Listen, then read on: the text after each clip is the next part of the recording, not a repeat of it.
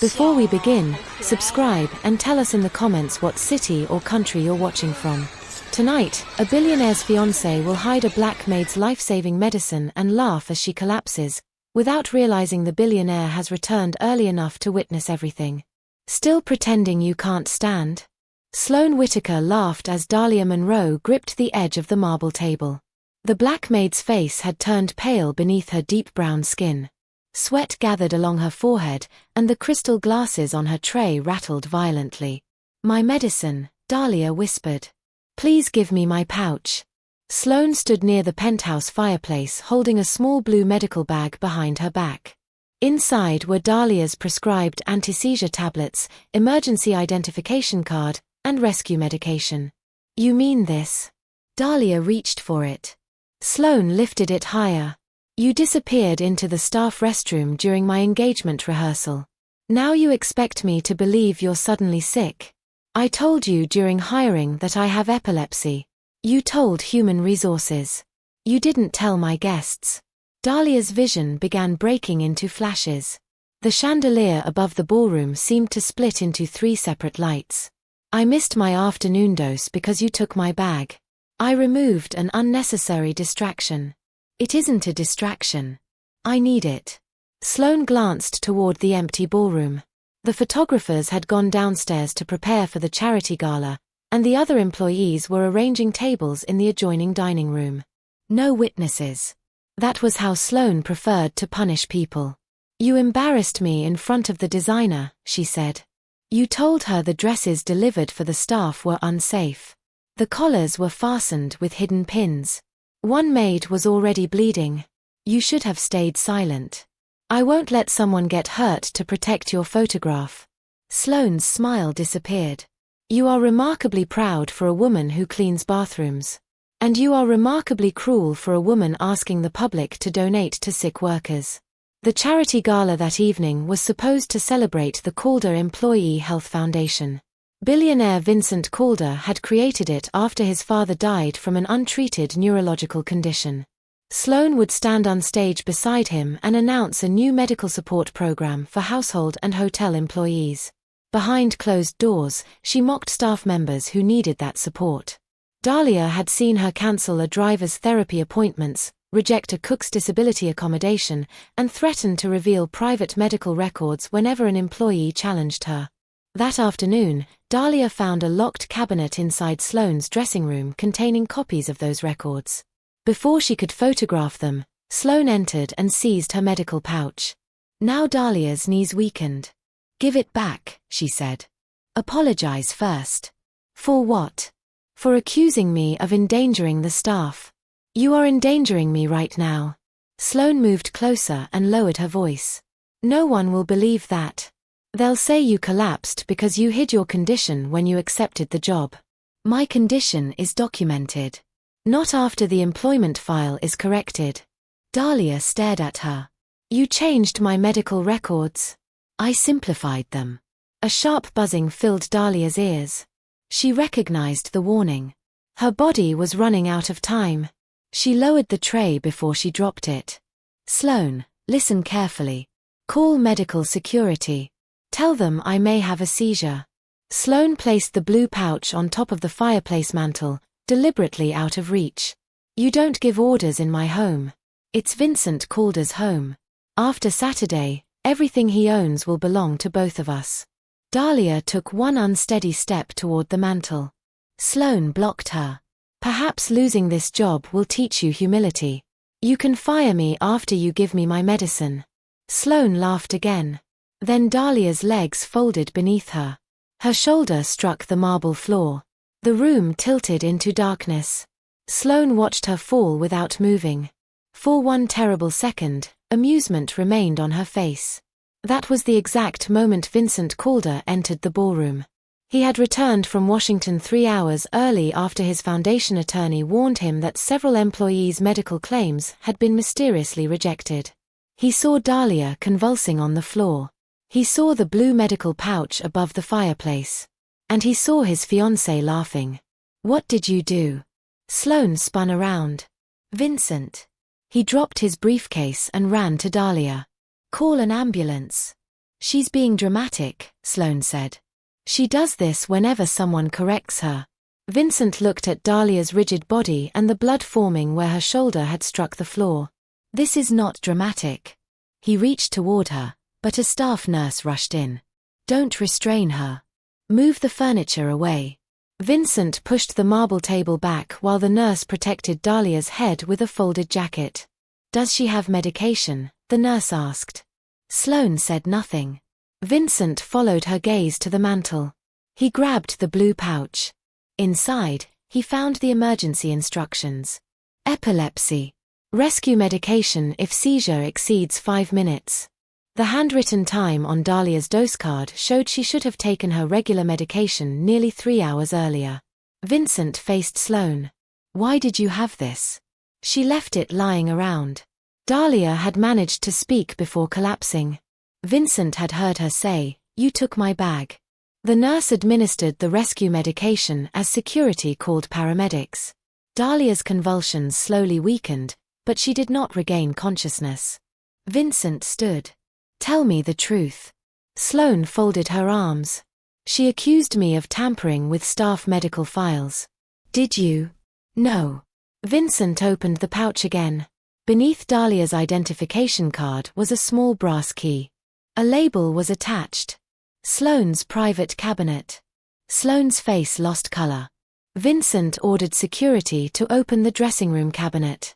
Inside were medical files belonging to 46 Calder employees. Each contained handwritten notes identifying illnesses, treatment costs, family problems, and how much pressure each worker could tolerate before resigning. Dalia's folder lay on top. Across its cover, Sloane had written, "Seizure condition, use if she refuses to cooperate." Vincent stared at the words. Behind him, the paramedics lifted Dalia onto a stretcher. Then a security officer opened another file. It belonged to Vincent. A medical authorization inside declared him mentally incapable of controlling the Calder Foundation. The document was dated for the morning after his wedding. And at the bottom, beside Sloane's signature, was the name of the doctor who had secretly approved every employee's rejected claim. The ambulance doors closed around Dalia while Vincent remained beneath the penthouse portico, staring at the medical authorization in his hand. The document carried the seal of Dr. Adrian Vale, director of the Calder Employee Health Foundation. It declared that Vincent suffered from progressive cognitive impairment, blackouts, and impaired judgment. None of it was true. The order would activate the morning after his wedding and transfer temporary control of the Calder Foundation, the family hotels, and every employee medical account to his legal spouse. Sloane. Vincent returned to the ballroom. Security stood beside the open cabinet while Sloane sat perfectly composed.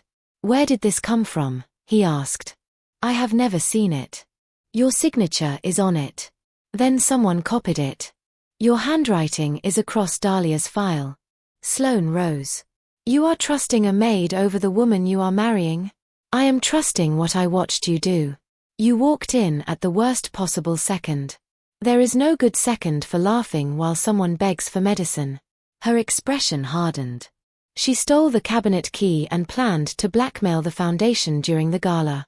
Vincent stepped closer. "My father died while executives argued over whether his treatment was too expensive. You used employee illnesses as leverage. That cabinet is not mine. It was inside your dressing room. Anyone could have placed it there." Vincent turned to Mason Pike, his head of security. "Seal this floor. Nobody leaves with a phone, bag, or document." A security officer entered carrying Dalia's phone. It was found beneath the cabinet. The cracked screen showed a recording created 14 minutes before Dalia collapsed. Vincent pressed play. At first there was only Dalia's breathing. Then Sloane's voice filled the ballroom. "After Saturday, his medical authority becomes mine. Once Dr. Vale certifies him, no employee file can be reopened." A man answered. "You were told not to keep paper copies. I needed a list of who might resist." "And Dalia Monroe?" She saw the rejected claims. "I'll make her condition look undisclosed, terminate her, and remove her mother from Calder housing." Vincent froze. The recording continued. You are getting reckless, Sloane. I am getting married in 4 days. Once I have control, none of this matters. A door opened. Dalia whispered, "Oh, God." Then the audio ended. Vincent looked at Sloane. Who was the man? I don't know. You spoke to him inside this room. That recording could be manufactured. Mason checked the phone. The metadata proves it was recorded here.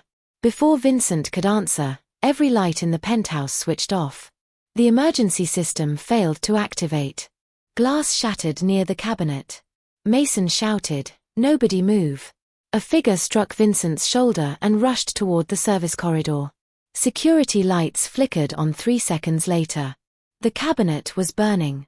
A chemical flare burned through the evidence files. Vincent smothered the flames while Mason pursued the intruder. Sloane remained near the chair, but her right palm was bleeding. Vincent saw the broken display case beside her. You cut yourself opening that. I fell when the lights went out. You were standing beside the switch panel. Mason returned alone. The intruder used the staff elevator. The system shows Dalia's access code. Sloane smiled faintly. There. Your trusted maid brought someone inside. Dalia was unconscious in an ambulance when the elevator moved. Then she gave someone her code. Or someone copied it. Mason recovered a burned page listing 12 employees beside large payments. The final name was Dalia Monroe. Beside it were the words, "Medical event during gala, public disruption required." Vincent read the line twice. You wanted her to collapse during the event. No. That page proves someone planned to use her against me. The elevator opened. Dr. Adrian Vale entered carrying a leather medical case. He looked at Vincent. What happened? Vincent held up the false authorization. You tell me. Vale examined it. This is not my document. The seal belongs to your office. Seals can be copied. 4 to 6 employee claims were denied under your approval. The claims lacked documentation. The records show several were complete. Then my staff made errors. Sloane moved beside him. Adrian, Dalia stole private files and suffered an episode when I confronted her. Vincent watched their familiarity. You called him Adrian. Sloane hesitated. He is our foundation doctor. Vale opened his medical case. Vincent, you have had a severe shock. We should speak privately. You wrote that I suffer blackouts. I wrote no such thing. Then provide a handwriting sample. Vale closed the case. Not without counsel. Vincent's phone rang. The hospital. An emergency physician said Dalia was stable, but her blood work was concerning. Her medication level was dangerously low, the doctor said. We also found a sedative. Could someone have given it to her? Yes. It may have been added to food or a drink during the past 6 hours. Dalia had eaten only 1 meal at the penthouse. The staff lunch prepared under Sloane's instructions. The sedative interacts badly with her medication. Even with her normal dose, she might have collapsed. Vincent looked at Sloane. Can she speak? Not yet. There is another issue. When we entered her emergency information, the system flagged her identity. Why? According to the Foundation database, Dalia Monroe died 18 months ago. The ballroom went silent. Vincent faced Vale. You control that database. Sloane whispered, she lied about who she is. The physician continued. The woman here is Dalia Monroe. Her fingerprints match state records. The death entry was created using a Foundation administrator account. Which account? Dr. Adrian Vale's. Mason stepped toward Vale. The doctor threw his leather case onto the floor. A glass vial shattered, releasing white vapor. Security officers began coughing. Vale ran toward the terrace. Vincent followed through the cloud. The doors opened onto a rooftop garden. Vale reached a waiting maintenance lift. Vincent grabbed his coat. Vale swung a metal instrument, striking him across the ribs. You should have married her quietly, Vale said. Vincent caught his wrist. You drugged Dalia. She was supposed to collapse on stage, not upstairs. Vincent drove him against the railing. Why was she marked dead? Vale laughed. Because dead employees cannot appeal rejected claims. Mason reached the terrace and restrained him. Inside, Sloane was gone. Her chair stood empty beside an open service door. Vincent ordered the building sealed, but her car had already left the garage using Dalia's copied access code. At the hospital, Dalia woke before midnight. Vincent sat beside her bed. She looked at the medication pump, then at him. My pouch. Beside you. Nobody will take it again. Her eyes filled with fear. Sloane knows I found the names. We recovered part of the cabinet. Not those names. What names? The employees Dr. Vale declared dead after their claims were denied. Dalia, the hospital says the foundation declared you dead 18 months ago. I know. He stared at her. Why did you apply for work under a dead identity record? Because I needed to enter your home. Vincent stood slowly. You came here deliberately. My younger sister worked at the Calder Grand Hotel. A chemical leak in the laundry basement caused her seizures. The foundation denied treatment, erased her employment record, and claimed she had never worked there. Is she alive? Dalia looked away. No. She died waiting for an appeal that no longer existed. The answer silenced him. I found proof that other workers were erased the same way, Dalia continued. Someone sent me a video 3 weeks ago. She removed a tiny memory card hidden inside the seam of her uniform before the ambulance arrived. Vincent inserted it into his phone. The video showed a private medical ward. Former Calder employees lay in numbered beds while Vale discussed experimental treatments beyond the camera. Then the view shifted. Sloane stood beside him holding a syringe. If Dalia finds this place, she said, use her mother's housing to keep her obedient. The camera moved again, revealing an older woman restrained behind a glass partition. Vincent recognized her. Dr. Helena Ward had treated his father during the final week of his life. She had accused Calder executives of deliberately delaying his medication, then supposedly died in an apartment fire before she could testify. Yet she was alive inside Vale's hidden facility. And across the glass beside her, she had written 3 words in red. Vincent's father was murdered. Dalia watched the video again. The room behind Dr. Helena Ward was not a hospital ward. It was an abandoned rehabilitation center beneath the Calder Grand Hotel. Dalia recognized the green tiles. My sister died in that hotel, she said. The laundry basement was directly above those rooms. Vincent called Mason. Vale's facility is beneath the Calder Grand. Lock the streets around it. No sirens until we know where the patients are. Mason answered. Vale is refusing to talk. Sloane's phone was last detected near the hotel 20 minutes ago. Dalia pushed back the blanket. I'm going. You were unconscious an hour ago. She knows we found the video. She will move the patients or destroy the records. The doctor said you need observation. The doctor also said I was dead. Vincent looked at her hospital bracelet, then at the blue medication pouch. He handed it to her. You stay beside me. Tell me the moment you feel unwell. Dalia fastened the pouch across her body. No one carries it except me. Agreed. They entered the Calder Grand through the loading dock. Electricity hummed beneath the basement floor.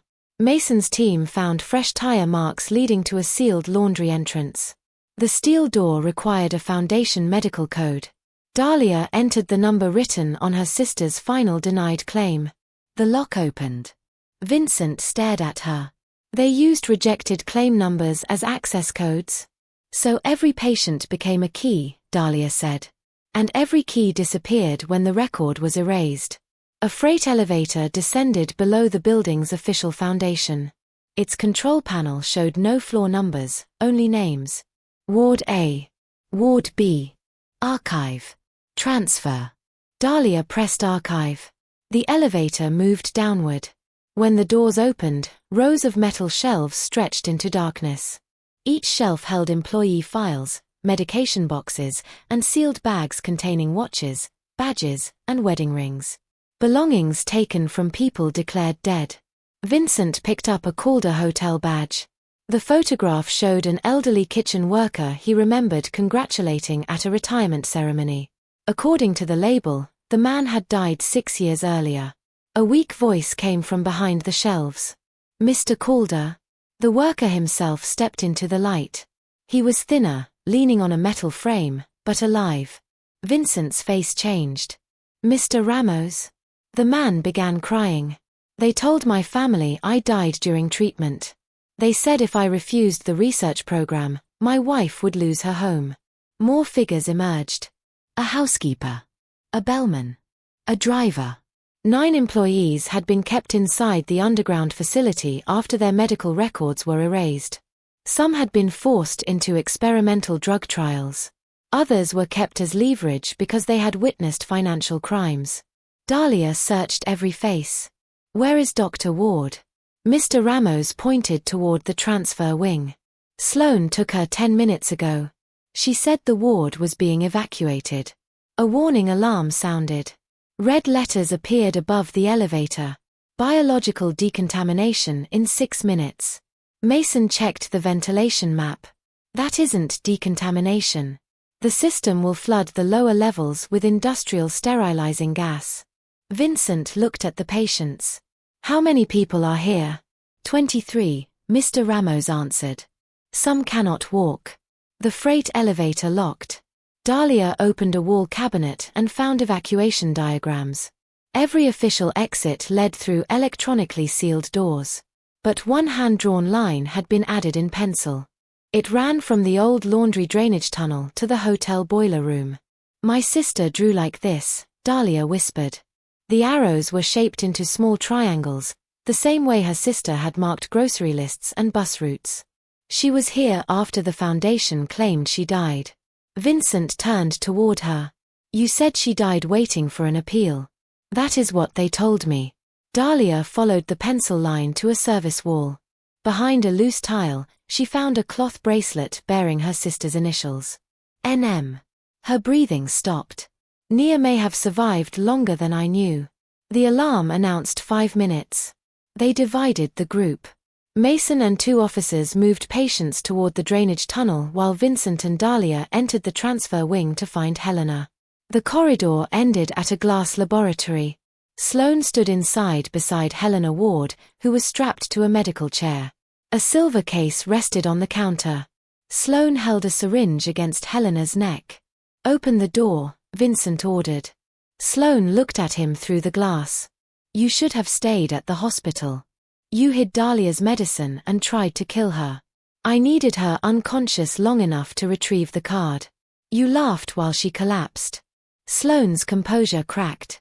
"I spent 3 years building a life beside you, and one maid destroyed it in an afternoon." Dalia stepped forward. "You destroyed it every time you decided a worker's illness belonged to you." Sloan pressed the syringe closer to Helena's skin. "Move, and she dies." Helena's eyes found Vincent.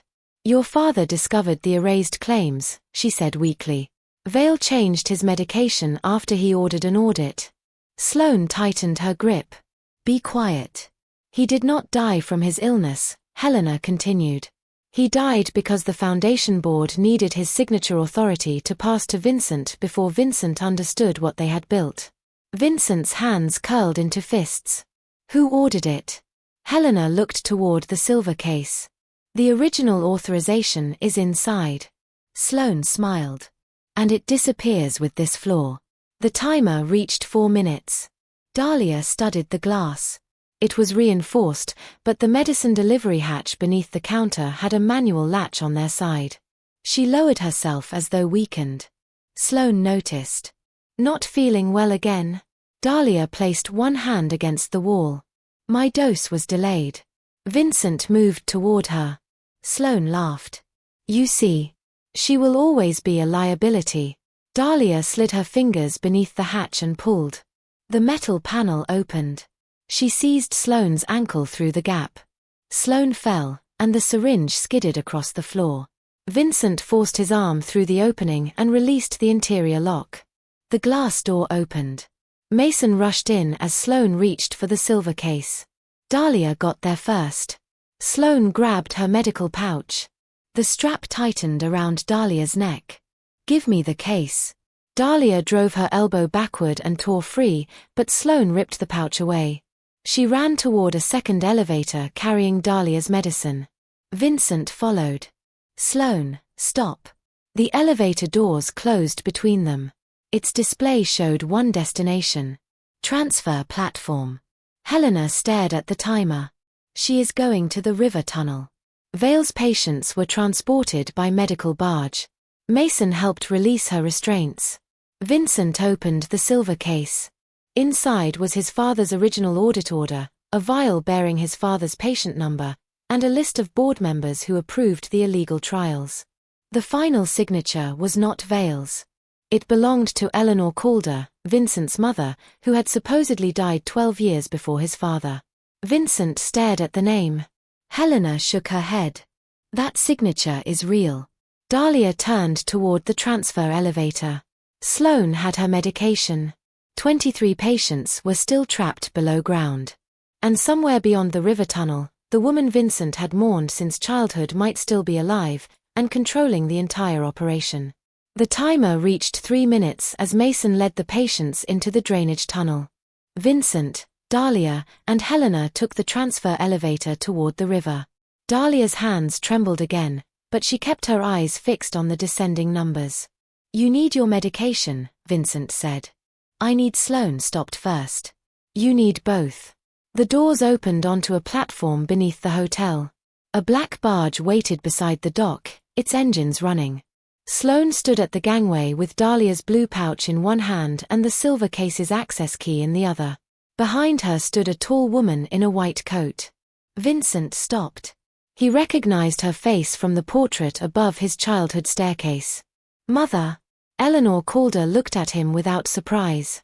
"You were never supposed to find this place." Vincent's voice broke. "They told me you died. I allowed them to." Helena stepped forward. "You signed the original trial authorization." "Yes," Eleanor said. "Your father wanted to spend the company's fortune treating employees who could never repay it. I created a program that turned their illnesses into research assets." Dalia stared at her. "You erased people from their families. I removed expensive liabilities from public records. Their treatment advanced medicine and protected Calder properties from lawsuits." From inside the barge came a weak voice. "Dalia?" Dalia turned. A woman stood behind the barred medical door, thin and unsteady, with the same triangular pencil marks across her wristband. "Nia." Dalia ran toward her sister, but Sloane blocked the gangway. "One more step and the pouch goes into the river." Dalia's breathing shortened. Sloane smiled. "You should have apologized when I gave you the chance." Vincent moved between them. "You hid her medicine once. You will not do it again." Eleanor raised a remote. "The gas system below is still active. Return the silver case, and I will stop it." Helena looked at the dock controls. "She is lying. The purge cannot be stopped from here." Dalia noticed a green light beside the gangway. The barge was connected to the hotel's medical network. "Vincent," she whispered, "the gala screens are still linked to the Foundation network." He understood. While Mason radioed that the last patient was entering the tunnel, Vincent inserted the original audit drive into the dock terminal. Eleanor pressed the remote. Nothing happened. "The network requires employee authorization now," Vincent said. "You taught me ownership mattered more than people." Tonight, the workers changed that. Across the city, the suspended gala broadcast returned. Instead of speeches, every screen displayed the erased employee files, illegal trial records, and the video of Eleanor admitting what she had done. Sloane lunged for the terminal. Dalia caught her wrist. The blue pouch slipped from Sloane's hand and landed near the dock's edge. Both women reached for it. Sloane kicked Dalia's injured shoulder, sending her against the railing. The first flicker of an aura crossed Dalia's vision. Sloane picked up the pouch and held it over the water. "Beg me." Dalia steadied herself. "No." Sloane's smile returned. Dalia pulled the gangway release. The metal bridge tilted sharply. Sloane lost her footing. Vincent caught Dalia around the waist while the pouch fell onto the dock. Sloane struck the safety net below and became trapped above the river. Vincent grabbed the medicine and placed it into Dalia's hands. "This belongs to you." She took her prescribed dose while Helena opened the barge's medical door. Nia collapsed into Dalia's arms. Eleanor tried to start the engines, but Mason's officers entered through the drainage outlet and boarded from the rear. They restrained Eleanor and freed 12 more patients hidden below deck. The gas timer reached 0. Nothing happened. Before leaving the basement, Mr. Ramos had broken the purge valve with a maintenance wrench. The workers Eleanor had treated as helpless had saved everyone themselves. Investigators arrested Eleanor, Sloane, Vale, and 6 former board members. The broadcast made destroying the evidence impossible. Eleanor was convicted of kidnapping, unlawful experimentation, fraud, conspiracy, and deaths connected to denied care. Sloane was convicted for poisoning Dalia, withholding her medicine, falsifying records, assault, and helping conceal the facility. Vale testified in exchange for protection, but still received a long prison sentence. Nia had survived under a false identity for 4 years. With independent treatment, she slowly regained her strength. She and Dalia were reunited with the other erased workers and their families. Vincent dissolved the old foundation board. He transferred control of employee healthcare to an independent council elected by workers, doctors, and patient advocates. Every denied claim was reopened, and Calder assets funded lifelong care and compensation. He offered Dalia the council's highest executive position. She accepted only after the bylaws guaranteed that no billionaire could remove her. Months later, Dalia returned to the ballroom where she had collapsed. The hidden cabinet was gone. In its place stood a public wall bearing the names of every worker the foundation had tried to erase. Vincent joined her beneath Nia's name, now marked with one word. "Survivor." "I walked in and saw what Sloane did," he said. "But you had been fighting long before I arrived." Dalia touched the blue pouch at her side. "This was never just about saving me." She looked toward the workers entering their first council meeting. It was about making sure no one's medicine, illness, identity, or life could ever become someone else's weapon again.